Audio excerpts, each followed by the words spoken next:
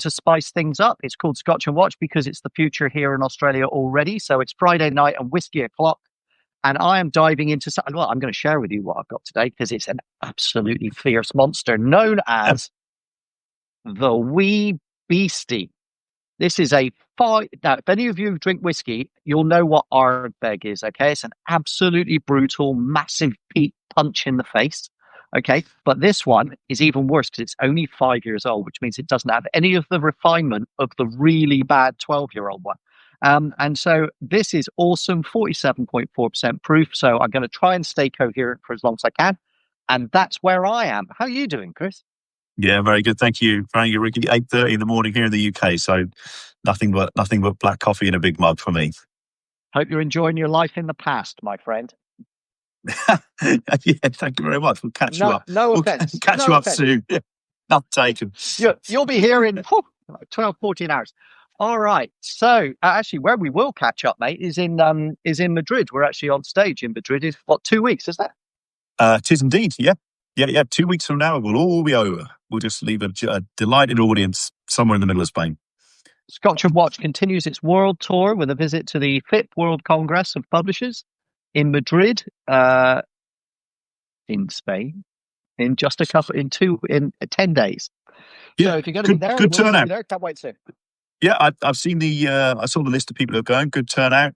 Most of the publishers across Europe, South America, China, Japan, all convening in Madrid.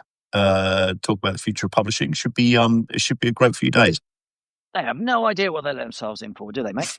we shall take it down. So look, we wanted to talk about some positive news in the news industry because it can be a little bit negative sometimes. It can be, it feels like we're fighting the world and it's all very, very tricky. But I got a real sense this week, and Chris told me he had the same thing. I got a real sense this week that people are starting to pay attention. People are starting to there are some positive moods happening, some positive changes happening. So we wanted to talk about some of those today. And I suppose a really good place to start with, given that we're doing this on Substack and you're all on Substack, is that a newsletter started on Substack, then became a website, then became successful as a website and then started to hire staff, then started to make real money, then got on the radar of CBS, okay, and this week got sold to CBS. For how many dollars was it again? I think it's $150 million. Okay, if you need to call me, my phone's over there. I'm willing to have a chat with you about this. But what's interesting about this for me is that there's been a lot of talk recently, hasn't there, about how traditional or conventional publishers and broadcasters need to think more about the creator community. Mm-hmm. And so the owner of that business, a lady called Barry, she was working in major media, and then she left and just said, "This place is like an old man's club. I'm not staying here anymore." Went off, did her own thing, set her own path, had her own voice, not dissimilar to what you and I have done. And then she has then gone all the way around the stars and all the way back into the role as the head of CBS News. So that's really interesting. Are we seeing are some of us crazy people that headed out into the snow, are we going to get invited back in? Is that what's happening? I'm not sure what it means for you and I, Ricky, but I think it's a great sign. Firstly, that you would put that kind of a value on what is essentially kind of an opinion column. That you would be able to come out and build a business of that kind of value in that shorter space of time. I think there is an element of there is probably a part of that valuation is a kind of acqui-hire. We want to bring over someone who is more of the centre right, kind of persuasion to be involved in the sort of CBS world, which is part of the kind of great reshuffling of American networks. But I think when the free press, it was the free press wasn't originally kind of came out and said, we feel like we need to be able to talk about some of these things that the New York Times is just not interested in, and she made a very interesting comment, I think, at the time about journalism is about, I'm paraphrasing, I can't quote it properly, but she basically said journalism is about following the facts. And I find in my current organization, people have decided what the story is and they're finding the facts to fit that story. It's an interesting distinction. So, whatever you think, I don't I can't say I'm a great sort of expert on Barry Weiss and her opinions on the world. But yeah, to create that kind of value, I think is just tells you that the original value in journalism is not distribution. It's about the actual creation of things that people want to read, stories that people weren't expecting to find, of origination. And to have that value kind of creation to be valued at that kind of level I think is hugely positive. I think that's right. And I also think that's really interesting is it puts a value on personality in media again. So, putting your personalities up front is interesting because she stood up and has said, this is who I'm going to be. This is what I'm going to do. Now, you don't have to like what she writes. So this comes up a lot. This actually came up recently with a conversation I was having with an AI company. And they were talking to me about, they literally said, we wouldn't dream of being the editors of content, right? Our job is just to make it available. My immediate response was, "Oh, I'll absolutely put my hand up and be the editor of content because that's basically been my job. I've had editor in my title for most of my professional career." And when they said we don't want to be the editor, my response was, "Well, good, because you're not qualified to do it. So, like, what do you want to be next? An airline pilot?" It's like, mate, if you don't know the answer, then don't do it. That's great. Just build the tech and let the editors do the editing. Now, the amazing thing about having been the newspaper of an editor, or the editor of a newspaper that had 136 pages, is that there was a like smorgasbord board of opinions in that paper. So it wasn't left leaning or right leaning; it was issue leaning. So we're going to write about this and we're going to write about that. And there's going to be this opinion about that and that opinion about that. The only thing we were really agreed on that we were absolutely determined on was that we all supported England Football Club, not Scotland. Right. But, other than that, we were pretty much on the fence. Yeah. And so the fact that somebody who has gone out to say, I'm going to forge my path with my opinions and report about things I care about in my voice with my personality, and I'm going to make myself accountable and the face of this thing.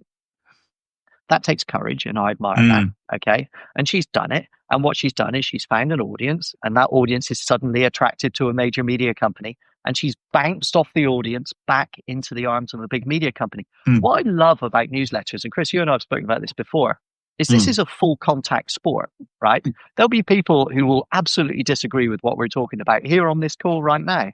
Okay. And that's okay. But they're not here to agree. They're here to hear opinions. In fact, actually, we haven't even talked about it yet. So Google's lawyers raised this podcast in the antitrust trial this week. So for all of you that didn't hear, in the final day the day before the final day of the antitrust trial for their ad tech case, one of the Google the witness gets up, Stephanie Laser, who used to be the head of programmatic for News Corp, gets up as a witness and just says hello and does the swearing in and everything. And then the Google lawyers immediately go on the attack and say, have you been on the Scotch and Watch podcast? And she's like, yes. And they were like, were you drinking whiskey on the Scotch and Watch podcast? And she was like, yes. And they said, so you were drinking and talking about ad tech in public? And she was like, well, I don't really do. I do little else. Yeah. And the judge is just like, just stop this silliness and move on. But I like the judge's criticism. Like the witness is allowed to hold strong opinions in public. She's allowed to have strong opinions. Allowed to hold strong opinions. Yeah. In public. Imagine that. Yeah. So, but what I loved about that was that, here we are, okay, caring about our industry, throwing our arms around it, standing it up, dusting it down, kicking it in the ass, pointing it north, trying to get our industry back on its feet. And that involves some fairly robust opinions. We've both voiced them, right? We get triggered pretty much every week as the whiskey goes down. It tends to happen a little bit more.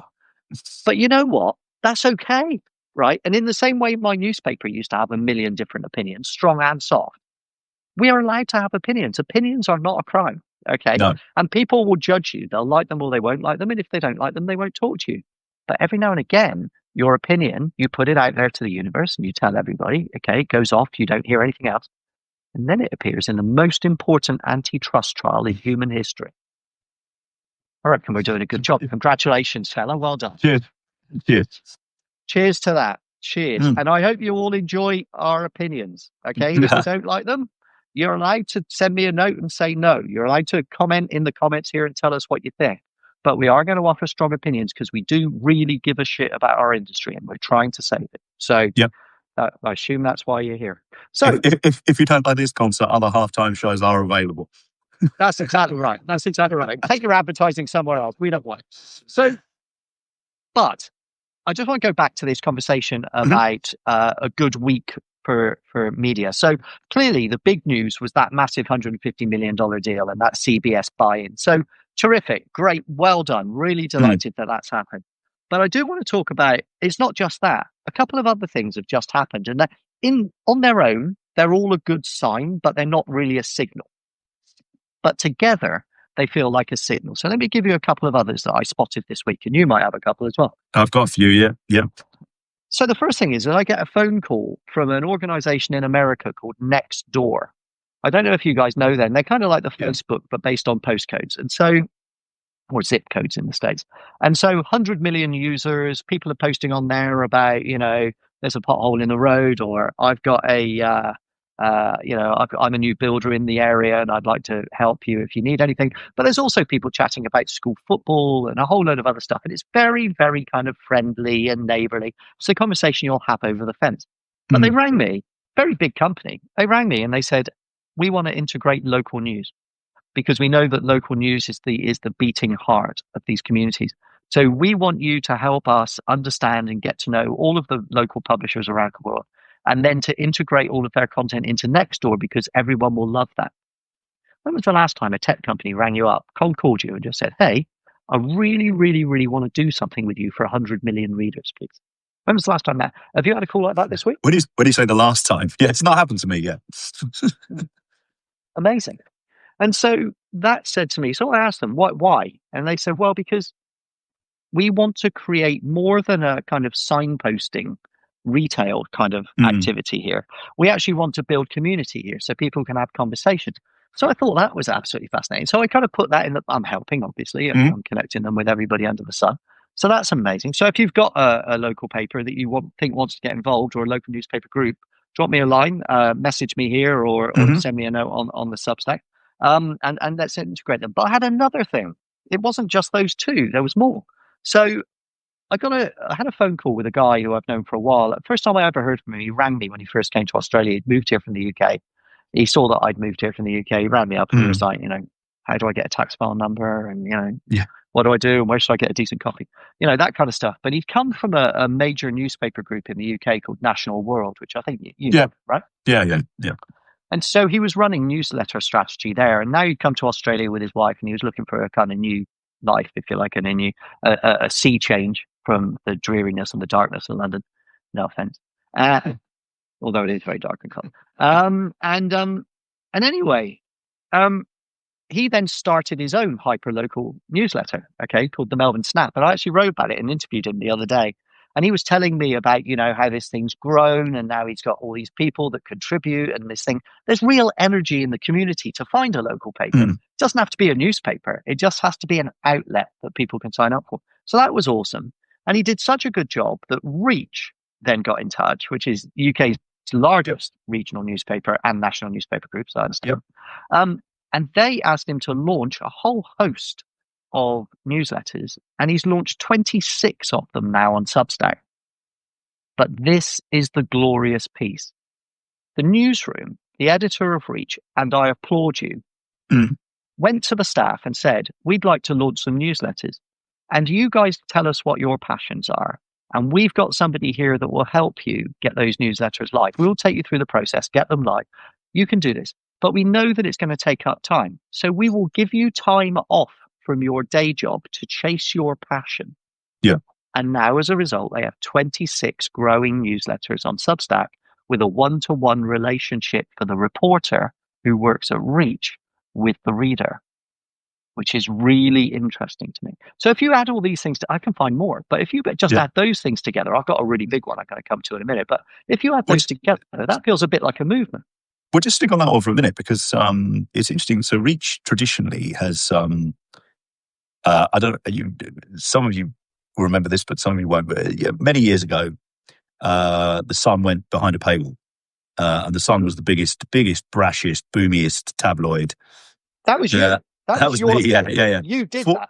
That yeah, for, you were the boss. You did it. So stop pretending someone else. It was you. You did it. No, I definitely did it. It's I've written about it before. As it was sort of it was one of those experiences where commercially it was not successful, but God, we learned a lot on the way, and it was one of the most amazing projects. But it 100% did not work, and you know we spent quite a lot of money proving that, and at the end of it, kind of went back to a free kind of ad funded site. But during that period of time, it was the Mirror that kind of made hay. I mean, the Mirror, Mhm. the guys at the Mirror, which is now referred to as Reach. The Reach is like the group that Yes, owns the Mirror. that's right. They could not believe that this had fallen in their lap. Essentially, their biggest competitor had committed sort of distribution Kiri in front of them, and Maybe I should call you. I should call you that from now. And we're joined online yeah, by Harry Curry. He's yeah. just joking. You know, we had Premier League clip rights. We had a good bundle membership. We had a good plan. We had rewards clubs and everything, but it didn't take. But anyway, so during that period of time, so traditionally, after that period, Reach has always kind of had under the previous CEO a very kind of strong view that it should be free to air, and that it wouldn't really do much in direct subscription or in kind of monetization directly from customers. And they've announced recently that they're going to start looking at it again as a serious kind of strategic initiative. And so it was really interesting to me when I saw this come out that, you know, they were sort of sponsoring this local kind of Substack version, because it's very, very difficult to put local news behind a paywall. It comes back to the Yep. same sort of principles as we found at the Sun, which is very hard to protect that content. Yep. You know, it's very hard that people can't find alternatives. So I'm really interested to see if this is partly an experiment. So, you know, perhaps the newsletter, perhaps, you know, using a different platform, perhaps you'll find new audiences, you know, that you can monetize directly without having to put your main owned and operating site behind paywalls. You're seeing, so The Economist is launching newsletters on Substack as a kind of experimental piece. So I think it's an interesting period where this experimentation and innovation of how you blended kind of, you might take direct revenue both from your owned and operated and from platforms. And that's new. That's not really something that traditionally you've sort of said, I'll charge over here and I'll have to create marketing collateral over here. Now we're starting to see with people taking YouTube subscription money, you know, Substack subscription money, that there's many more places you can take direct money. That's got to be a good thing.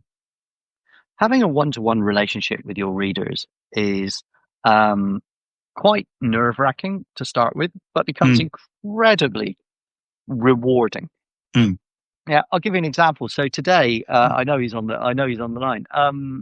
Today, I went to see an MP to talk about digital services tax and how Australia should start to police big tech excesses. They take $15 billion out of our economy a year. So we want to talk about that.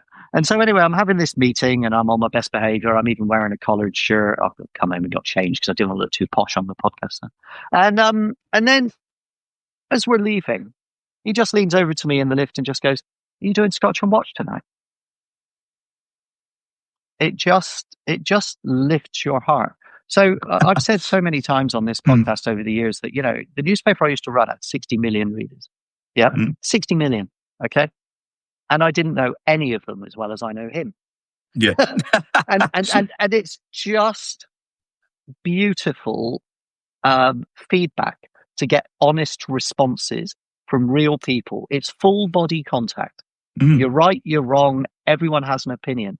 Yeah, I think I told you. I think I said on the podcast last week. So I was walking down to Starbucks in New Orleans at the ONA, and a guy stops me in the corridor and just goes, "You're Ricky Sutton, aren't you?" I go, "Yeah." He goes, "Fucking love your podcast. It's Fight Club for journalism. Keep it up." And you're just like, "Oh my goodness!" You feel like sometimes like you're shouting into a void, right? Yeah. But there's people out there listening. Andrew, thank you.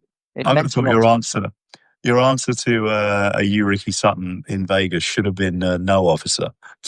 It wasn't Vegas. That is my answer in Vegas. I was in New Orleans and I haven't committed any capital offences in New Orleans yet. All right, just so you know. But I've got another positive sign from another friend today, Hmm. which I'm not even sure if this is public yet. If it is, it's only just in the last few hours. So the Washington Post has, which is rapidly becoming the kind of innovator in chief in this space. I'm Yeah. liking it.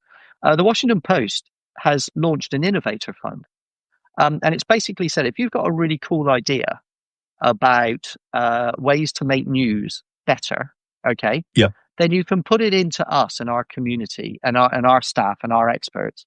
And if we like it, we'll fund it to the tune of 100,000 American dollars. And you can have office space, and you can have access to all our hundreds of millions of readers, and you can have access to all of our people and our business Yeah. expertise and our mouse and everything else and our resources.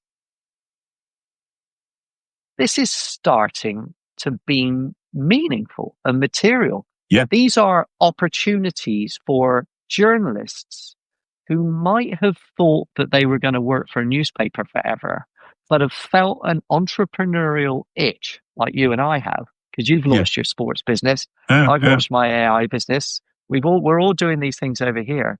If you've got that entrepreneurial itch, then really you're the master of your own destiny now because you can go chase. Yeah. That means that, well, we should see a situation of the survival of the fittest, shouldn't we? Well, not just that, but also plurality of voices, Yeah. As well. which is also really important. That they're very careful, I think, in that incubator offer to say, we want to see everything. I think that's got to be a good thing. And I mean, I think I've said before, if you think about what we're doing now, right, we're essentially live broadcasting on broadcast like quality smartphones. We've got access to a global platform in Substack that we can publish on with effectively content management tools that would not have been out of place in newsrooms 20, 30 years ago. Yep. So all of the sort of supporting infrastructure that you need to be a publisher has really become widely commoditized and commercially You're available right. to anybody who has a voice. And I think we've talked a few times about, I don't think it's ever been easier to be a one or two man company, because your sort of barriers to entry, which used to be all of the, if you think a one or two man company could not build a newspaper because they could not build a print plant and they did not have retail distribution and they couldn't get to the newsstand. So like all of these sort of barriers to entry in that world have been swept away. Then there was a period where you had barriers you could enter and you could broadcast widely, but you couldn't make any money. And what we're seeing now, I think, is the monetization layer kind of coming in. Somebody made a really interesting observation to me yesterday, which I just hadn't really thought about, which was they said, the thing about the US is that, the barrier for UK companies going out to the US and running subscriptions always used to be that the US didn't have direct debit. And Stripe suddenly has made that disappear. It's got a recurring payment where you can change the prices, which was always, a difficult thing to manage as well. So if you think about technologies like Stripe, Substack, the iPhone, it's never been easier to operate at the same level as the professional organizations, as a one or two man band with an opinion about something. And that's how, if you like, the free press can go for $150 million without having 1,000 employees. Yeah. Because Yeah. actually it's the voice that's the value, not necessarily the headcount.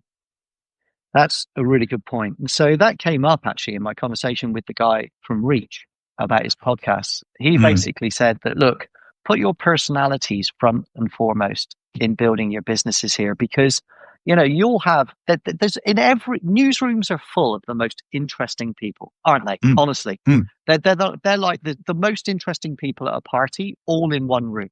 Yeah, Okay.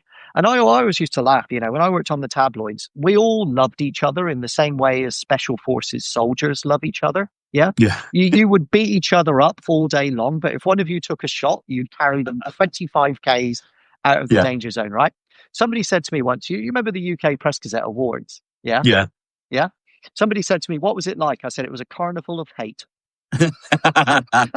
That's exactly what it is, right? Because it's like a whole load of people who are having the best time, Mm, but will put on furious anger at each other. But what that means is that you've got a whole load of very wise, very interesting, well educated, opinionated, fascinating people with differentiated opinions who will all have something very serious to say and are probably really good at communicating it. Yeah. Yeah. And so, why on earth wouldn't you take 200 of them and give them 200 podcasts and let them free? Or Yeah. 200 newsletters and let them free? I've always believed that there's a real opportunity. Substack themselves, the bosses of Substack, have spoken to me about the idea of trying to bring more and more publishers Mm. onto the platform. My response was, you don't need the publishers, you need the reporters, you need the personalities. Yeah. I don't not sure that the New York Times republished on Substack is as valuable as that great reporter from the New York Times writing about the thing they're really passionate about, which might be baseball. Yeah. I think that changes things. We don't need more journalism in the same journalism in more Mm. places. We need more journalism everywhere, in my opinion. The Yeah. plurality argument. Well, I was going to say one of the other interesting stories this week, which again adds to the good news kind of count, is so you saw. I don't know if you saw The Economist. The family who owns The Economist are putting up their share for sale. They own, I think, about 27% of The Economist, and the sort of now this story reads in a way that you kind of look at it and think, okay, I don't know who did the valuation here, but I think that's worth about 400 million, which would value The Economist at about 1.2 billion. Yeah. I mean, I think we could think that this was a very healthy world if you could see that there was innovation at the kind of startup level that could create new voices, which could eventually get acquired into larger entities. And also there was a solid business that could be run if you were a large global organization. I think The Economist is an incredibly solid business, very well run, quite quiet about its achievements. Doesn't really shout about itself very much, but it's a really solid business with a huge number of subscribers, in very, very important affluent audiences. And so there's a valuation there. New York Times clearly has a valuation that's, well north of that. So 17, I think. if there's a world where you can have both kind of startup innovation at a high level of quality, and you can have big organizations that are then able to fund different types of journalism, that has to be the kind of the healthy ecosystem that you'd want. There's also a serious piece to this, though, isn't there? Because the reason that I would imagine that we've suddenly got this energy in finding new distribution methods is because everybody's Google traffic is falling off a cliff, right? So, if you're losing your search referral, suddenly you've got to get your Yeah. audience from somewhere else. I'm really glad. Look, in a way, this feels like the bitter pill that eventually had to be taken. That Google, they're just going to send us traffic for everything was never. It just didn't make sense. It didn't make any sense. Google serves its shareholders and its advertisers first and foremost, and it's going to focus on them first, right? That's why it's fighting so hard to keep ad tech and not showing any interest really in publishers. So if you're going to have to find somewhere else to reach your audience and create reader revenues, then this becomes absolutely essential, doesn't it? I remember, I can't actually remember who it was, but a very good trainer many years ago who's training us about change, how to manage change in organizations. And they said the first step in any change program is discomfort. And no change will ever happen if people are comfortable with the status quo. And so the first thing that you need to create in your organization is a sense that you're uncomfortable with where you are now. And you see this at the moment, that there are many organizations that over the last couple of years probably haven't innovated as much as they might have done, and suddenly now are doing that. And what's changed? Well, actually, it's becoming more difficult to sort of argue that the status quo is comfortable. It's profoundly uncomfortable. We saw some of the numbers from the big tabloid websites were down 50% year on year. I mean, that is more than a stone in your shoe, right? That is a traffic. Yeah. Yeah. But that will equate to revenue because they're almost entirely reliant on advertising revenue based on page views and programmatic, right? Yeah. I mean, you might find it's 50% down in traffic and therefore 25% down in revenue because you've lost the long tail and it wasn't blah, blah, blah. But you can't wear 50% drop in traffic without it hitting the bottom line somewhere. Yeah. So let me ask you this, right? So the difference between you and me is that I've always been on the editorial side of the business, Hmm. and you've been more on the business side of Yeah. of the equation. So you're the managing director of one of those publishers, and your traffic's down 50%, your revenue's down 30 in a year. Mm. And that's after 20 years of shaving, Yeah. of losses, really. Yeah. So, Yeah. you're starting to get towards the point where you're just not making any money from what you do. And you can get rid of more people and you can, get rid of the coffee machine and those other bits and pieces. Yeah. But there's only so long you can shrink the business before there's no business to shrink. So if you were an MD now, how are you thinking? What are you thinking? What is your pivot? And are you able to find any optimism in these things we've been talking about? Oh yeah, yeah. I mean that's your job, right? Is to so I think now you're running possibly three businesses at once. So you've been for a long time. You've been running two businesses in large publishers, which is the declining print business, which is in kind of its sort of end game, not quite at the end, but it's headed that way. So you're running that for profit, and then you're investing that profit in your what was your growth plan, which was digital. Traditional digital kind of we're growing the website. We're going to be the biggest website in the world, etc. You're probably now slightly running. Well, actually, that one is starting to come off the boil. So then you have to make sure you're running that slightly more for profit. I'd be having, if I were there, I'd be really rigorously examining. If you lose 50% of the traffic, there are areas of the business that you're creating content for which no longer look like your core mission. And you've created those because they had an ad return. And you need to undo that and really go back to what is it? Where are we basically selling out pages? Where have we got ad demand that we think is sustainable?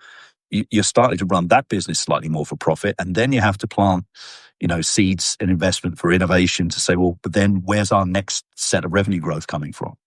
I think you've always got, if you're sat in the boardrooms of those companies, you're always kind of running like this kind of like a music equalizer of, well, this business is kind of going to be down 5% a year, but it's still, and we can Yeah, cut the cost. And this one's up 10, this one's up 20, but it's up 20% a year. And someone will lean in and go, how much are we making there? You'll be like, oh, yeah, right, exactly. This five one, grand, but look at the 5 grand, speed. Yeah, but it's up 20%. So that's what you'd be doing. And I think what you're then also doing is you're making sure you're leading the whole business to explain what's happening, to make sure that the people who are working in the declining parts of the business understand there is still a value to that. They're still providing the investment capital for everybody else. They're buying us time. The people in the innovation things that need to understand we haven't got that much time. And so, but they're basically working on trying to find the seeds of the next generation of income. So that's not, I don't think that's a new phenomenon for most of the people who are running those businesses. It just sort of slightly, you've moved the chairs around slightly. interesting. Hello, Elizabeth. Thanks for joining. I was just going to say, do you think then that this makes the Washington Post decision to create an investment fund for new smart ideas a bit of a gangster move then? Because it gives them kind of a first rung advantage or a first read advantage on new ideas. Well, I love the line. I got it up because I read it. It says, so I think it's a great thing, by the way, but it does say at the end of it, in time, successful products may be integrated into the Washington Post or be spun out as independent ventures. Exactly. So I think it's, for them, it's a great pipeline of talent. I think, I mean, I know quite a lot of people at the Washington Post, but I'm not revealing any secrets, I don't think, in saying that part of the challenge at the Post is to, re-energize the newsroom. And I can see this is a very good way of saying, well, here are people who are doing, who are creating great journalism, and there's, they're doing it for £100,000, and we Mhm. have, Yeah. and they're getting cut through. They're finding stories. They found an audience. They're doing all of the discipline that comes, I think, from being really high. One of the things of being a very small, focused organization is you tend to be obsessive about your audience, and about the value of what you're creating. And perhaps when you're in a larger newsroom putting out something in a bundled package, you slightly lose that edge. So I suspect this is for the Post, even if they invest, what they're saying, 100,000 for 20 ventures. So it's, $2 million. And all that they get out of that is a mirror they can hold up to the existing newsroom. It's probably worth it. Yeah, that's exactly what I thought. But then as well, they might just find the next big thing. So Yeah. let me ask you this question Well, then. if you, With you find regard, sorry, you find 23 presses, then you've made $3 billion, and that's a slightly different. are we available for $3 billion? I, we Yeah. maybe we should take this. Maybe we should take this call offline. Oh, by the way, on the subject of billions and billions and billions of dollars, we spoke last week about Microsoft launching that new Yes. service to basically pay publishers for content on a pay per crawl, which, as I revealed, was my idea, which I presented to their board 2 years ago. Yeah. Guess who called this week? Bill Gates said sorry. Not them. Not them. They didn't call. So I'm just putting it on notice again that you do need to call me because that was my idea. Okay. And then we can figure out just how many billions of dollars you owe me. Yeah. But anyway, back to the point. So I like the idea of putting an incentive scheme in place of the most innovative journalists to give them an incentive to come back into the family to do Mm. important things about the stuff that they care and love. Why wouldn't you? Mm. Right? That just feels like something you should do because the people that have gone out of journalism to do it on their own time at their own risk is a qualification. It basically says, I care about it enough to leave the security of my job to go and do it the Yeah. way I think it needs to be done. If you can then bring those people back into the fold by giving them the thing that they need most, which is perhaps some money to feed their families, Mm. and the incentive of being able to get access to hundreds of millions of readers to stress test their ideas, then I just see that as a win for everybody. And I think Yeah. every newspaper should do that. Well, I think also. So if you look at someone like Jim Alderson, who's built sort of London centric here, which is the same thing. It's Substack, Yeah. local, very locally focused. You're very much kind of what's the mayor doing? Why is this particular kind of council done what it's done? Great kind of traditional shoe leather journalism. But if you're him, you've come out of a kind of salaried job. I think he was at the Guardian. So you come out of a salaried job. It's going to take you 2 or 3 years to build a subscription level that is probably equal to the income you've left behind. So I think this sort of seed funding bridges that gap, and that's why it's so valuable. I suppose you could probably say you'd hope that people with seed funding approached it with the same level of kind of ferocity and attitude. But I guess that's what the interview process is for. But it's got to be helpful to help more of these things kind of get off the ground. Wouldn't you just go and find? I can see John from the Alliance just joined. So wouldn't you just go and find the 50 up and risers in your space on Substack and just throw them all 100 grand and just say, hey, let's get friends. Yeah. Because if you have a look on the league tables of the most read, oh, my wife's just joined. Hi, Liz. Yeah. So she's heard you put yourself up for sale. She said she's in. There was hardly any left. Yeah. I promise. Yeah. So, hi, Liz. So I've totally lost my thread. But anyway, what we were getting at was, wouldn't you just get your up and rising, your fastest rising? Yes, you probably would. Just go and find the 50 at the top of that list, okay, and just say to them, hey, look, we actually like your voice. Why don't we drop you in as a why don't we just drop you in as a columnist? Why don't we drop you in as an occasional contributor? Why don't we pay you $150,000 a year to be a voice we can call on when we need you to talk about something that you're a specialist in? This Substack, if it plays its cards right here, can become this kind of gene pool of great writers that anybody can call on when they need them. There's an opportunity here. Well, I think we're seeing it in both spheres, aren't we? So we're seeing it in Substack, let's say, for text, but we're also seeing it in probably YouTube for AV.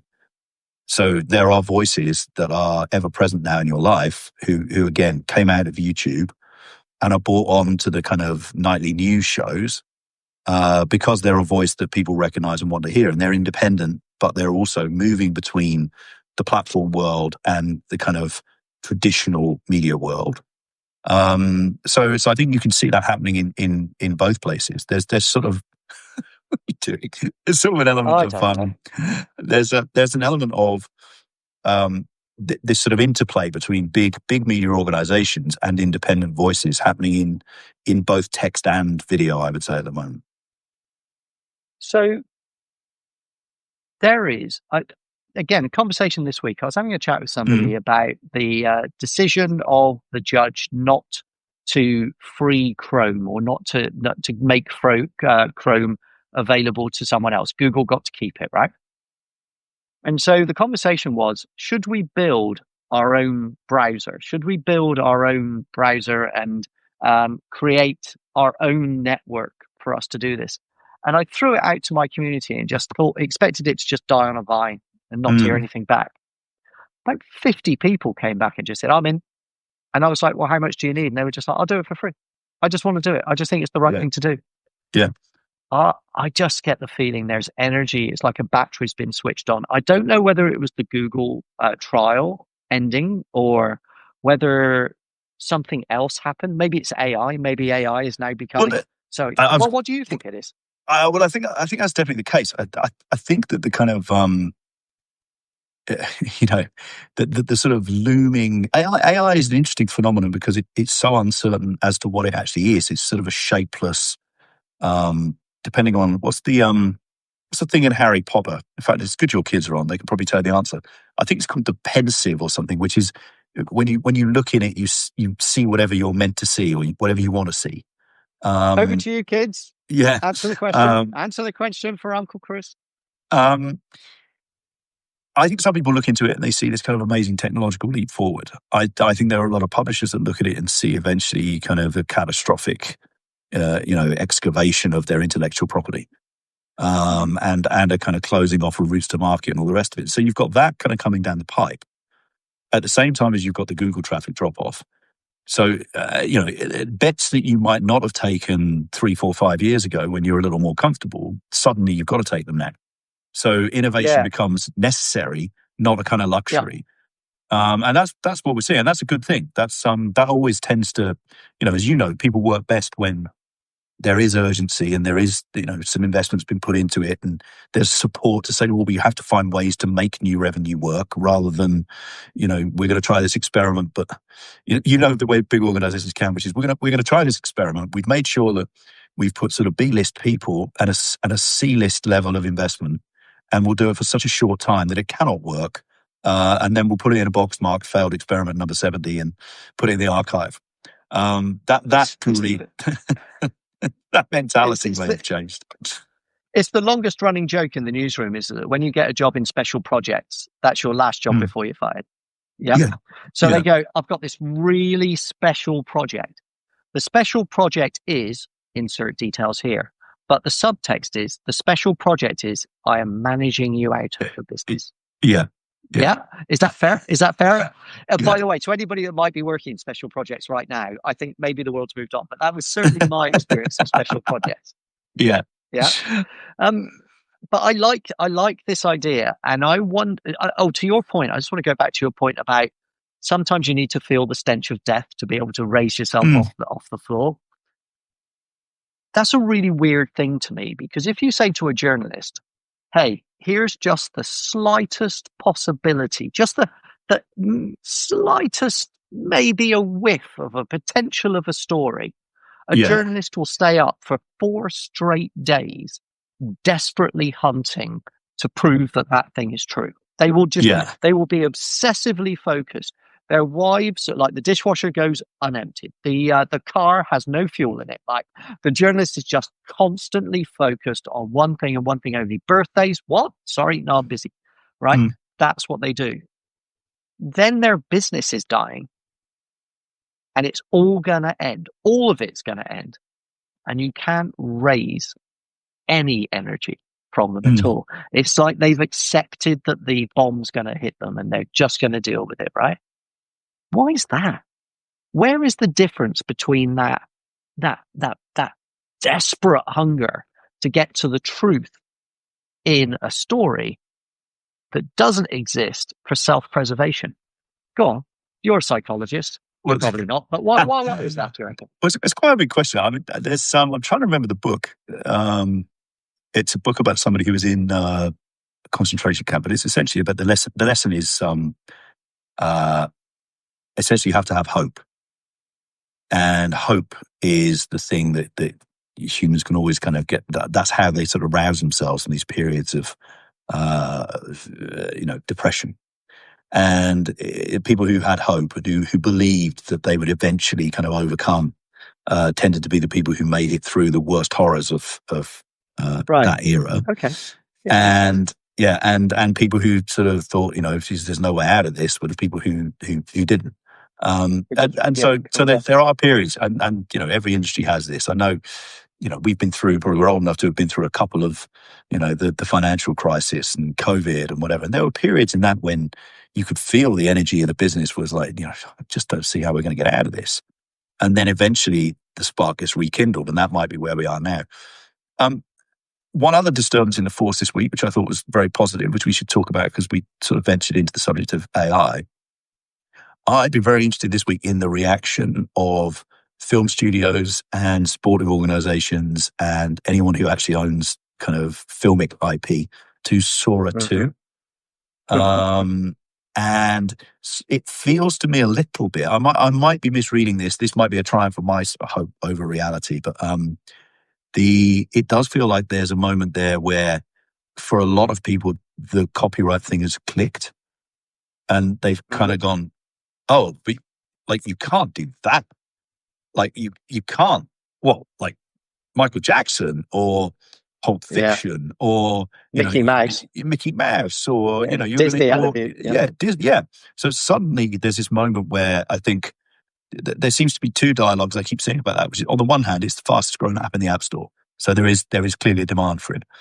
On the other hand, it's really made starkly clear the extent to which, that sort of industry is going to have a position that is much better on copyright. Yeah. Well, Um, it's basically AI overviews for video yeah, is what it is. That's what yeah, Sora is. Yeah. So don't bother to search for Mickey Mouse. Just type Mickey Mouse in here, and I'll give you one. Right. So it's yeah, kind of the same thing. But look, what I found interesting about that Sora announcement was that OpenAI went publicly to announce it to the studios. It sent a preemptive note saying, "Hey, just letting you know that we're basically just going to steal everything you own. Just so you know, I'm sending it out there." Now yeah. that was really interesting. I wonder what the strategy behind that was. What do you think? Why would you do that? I, Why would you tell them before you did it to basically? I mean, is this some sort of legal protection to say, well, we that's didn't do it secretly? well, that's the only thing I can think of, but I'm not entirely sure what it protects you from. I mean, I just thought it was an interesting tactic. is the text of that letter available? Uh, No, I haven't seen it anywhere. I'm sure someone will leak it to us. Please do. I would love Yeah, it. Oh, please by the do. way, on the subject of leaking, I'd also really like to see all the latest AI trading deals, because I want to see all the clauses that say you're not allowed to tell anybody about what they say. So I've got 3 or 4 of them already. So I already know what they say, but I'd love it if you'd send me some more. I want to find out if they're different and unique for each publisher. If they are, then I think you've got a conspiracy. But if you could just send them to me, that would be awesome. Just do it on the email as usual. If I had to guess, I would guess that the letter says something like, "We built an app. People are going to use it, and some of yours, it's going to look like some of your things are in it, but that's fair use. And hey guys, but we want to let you know that we're releasing it, and we're still your friends, and so yeah. I very much doubt it said we're nicking it. We're nicking Yeah, it. no, well, it wouldn't. But I think their argument is becoming increasingly clear that they believe that this is the future, and they're going for that future, and it's up to someone else to stop them, or else, right? I think that's Yeah, basically the argument, and that's kind of been their approach all along. And to be fair to them, okay, and please don't shoot me for this, but that is kind of their job. Their job is to shoot for the horizon, just go completely mad and ignore all the rules and see what they can create. But it's also the job of governments and laws to stand in their way and stop it. And so I've got a funny story here mm, about a documentary that I watched once. So this isn't my own work, but I don't know if you know this story, but copyright doesn't exist in China, right? China doesn't have a law for copyright; it just doesn't exist. And right. so if this guy in China, this entrepreneur, decides to open effectively a Disneyland that's not Disneyland, right? And Yeah. it's got a different name, but literally wandering around is Mickey Mouse and Donald Duck and all the other Disney characters are just wandering around. There's a giant fairy tale castle at the end of it and everything else. It's like the whole like Disneyland experience in China. And no one in China thought this was a bad thing. They just thought it was absolutely fine. And eventually, a documentary crew from American investigation documentary crew go over and they go deeply undercover in this place, and they've got all these hidden cameras, and they're taking all this footage of these fake Mickeys and fake Goofies and stuff, and they're thinking they're all so supremely clever, right? And so they do all this work and they get all this footage, and then they eventually get the owner and they kind of ambush him as he's walking through the park, and they say to him, I'm from documentary film crew X, and we're going to expose you for this outrageous Disney ripoff. Disney are going to be furious, blah blah blah. And the guy goes, "Sorry, what?" And he goes, "Well, you've ripped off all the Disney characters." And this guy goes, "Well, show me one." And they look, and as he says it, right behind him is Minnie Mouse walking past. Yeah, just walking past. And the documentary crew goes, "That's Minnie Mouse." And this guy looks over his shoulder and goes, "No, that's a dog."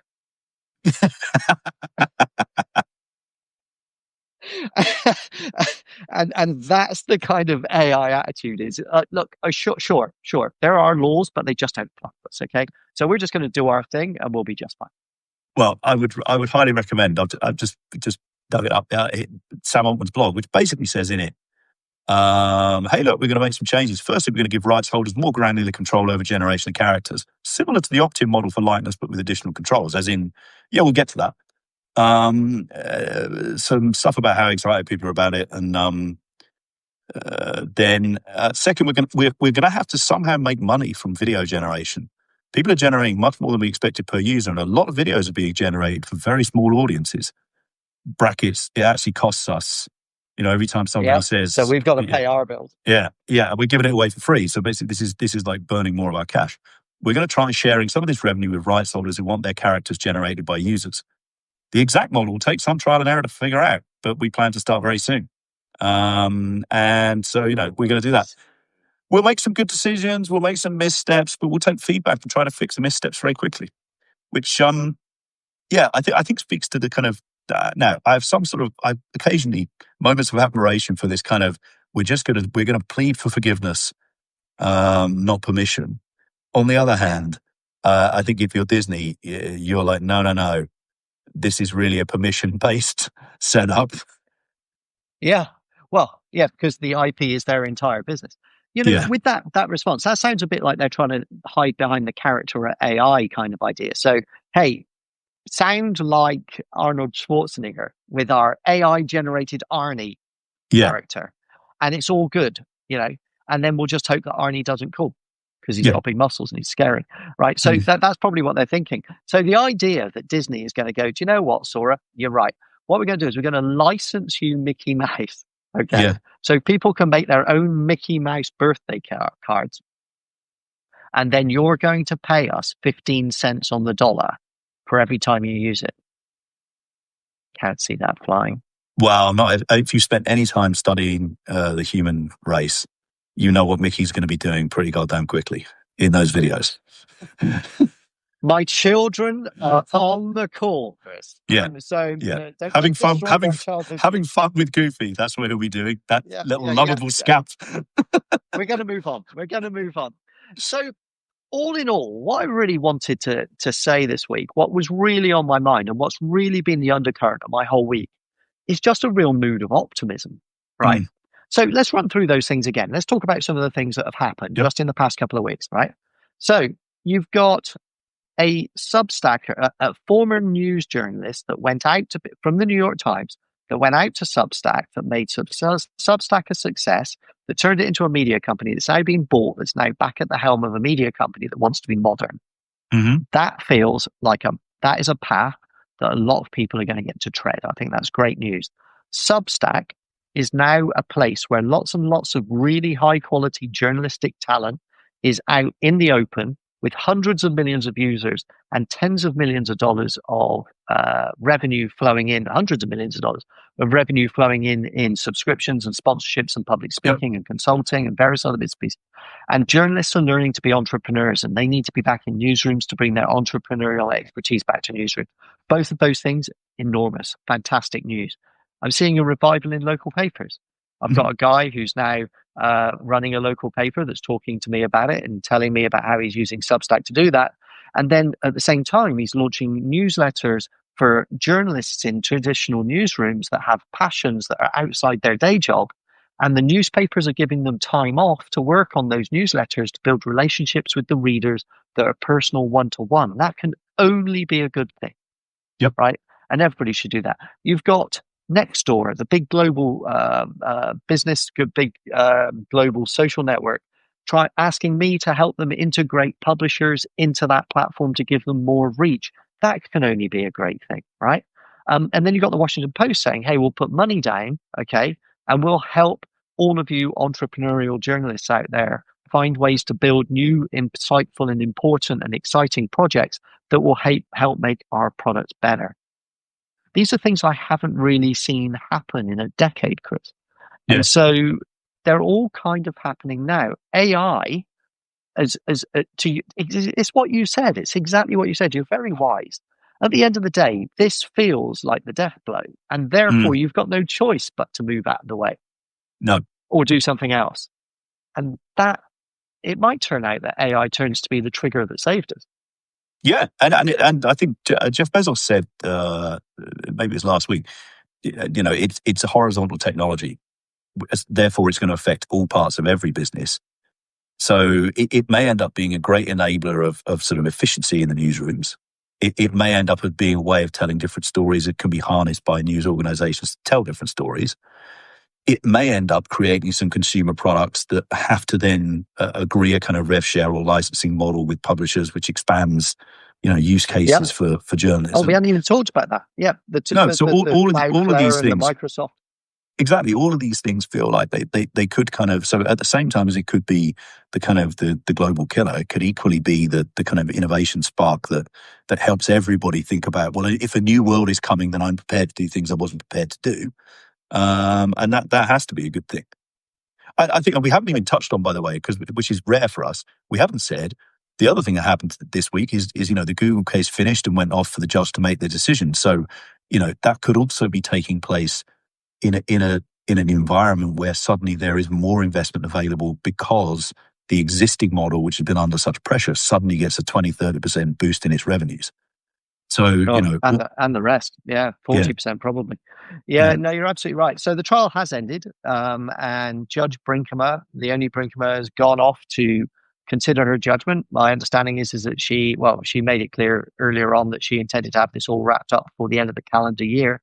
So we should have an ending to that soon. Some of the numbers that came out in the trial were just astonishing. I frequently publish a list of the data points that have come out in evidence, and the numbers are Mm. just absolutely mind blowing. It's totally astonishing.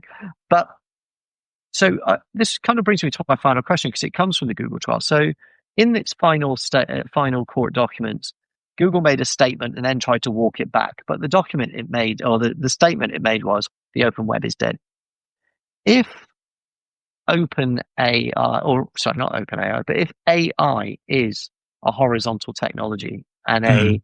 a new ground level for everything, does the open web just dwindle? Is it vinyl? Is it vinyl records?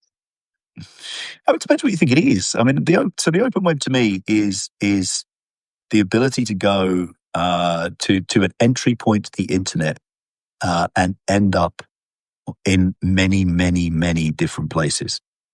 And that's my sort of thought. When I think about the open web, that's what I'm thinking about.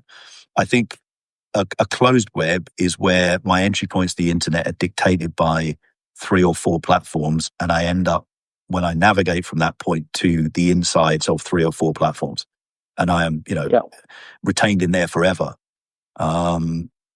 So do I think that's it? No, I don't think it is. I think it's going to have to work out how it funds itself. But I don't think it will ever completely disappear. I mean, I think Google's point is the open web is dead as far as we're prepared to fund it.